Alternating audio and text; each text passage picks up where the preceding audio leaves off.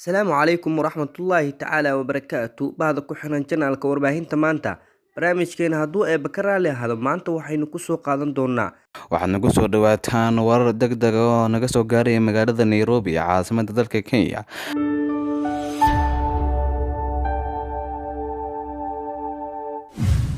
oo sheegaya in fanaanada qaaliladan oo ah gabar fanaanad ah oo fanka kusoo biirtay sanadii 2013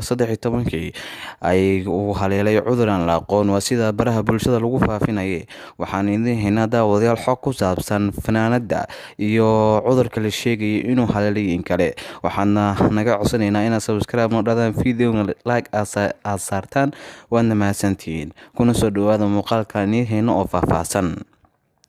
wararka ka imaanaya magaalada Nairobi caasimadda dalka Kenya oo saacadihii ugu dambeeyay baraha bulshada sida gaar ahaan barta Facebook qabsaday ayaa sheegaya in fanaanada qaaliladan loola cararay isbitaal ku yaala magaalada Nairobi caasimadda dalka Kenya waxaana la sheegayaa in isbitaalkaasi ay saacadihii ugu dambeysay ku jirtay waxaana wararka baraha bulshada gaar ahaan sida Facebook lagu qoray kamid ah boostigan oo idin akhrin doono fanaanada qaaliladan ayaa isbitaal loola cararay waxaana ku dhacay cudur aan la aqoon waxaana muuqaal sawirkaas oo idin muujinaya in baraha bulshada uu qabsaday in fanaanadani xanuunsan tahay si kastaba haataba qaaliladan oo ah gabar fanka kusoo biirtay sanadii 2013 ahna da'yar ku nool magaalada Nairobi fankana horumar wacan ka sameysay ayaa yeelatay tan iyo kusoo biirideedii fanka cadow iyo sidoo kale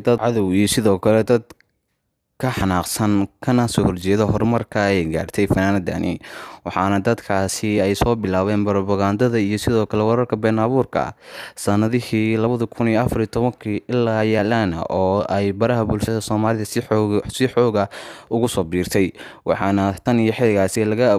laga faafin jiray qaaliladan warar been abuur ah oo ku saabsan in ay isbitaal loola cararay iyo sidoo kale kuwo kale oo propaganda oo ceeb lagu raadinayo waxayna wararkaasi dhammaantood noqdeen kuwo been abuur ah qaaliladan ayaa ah gabar hadda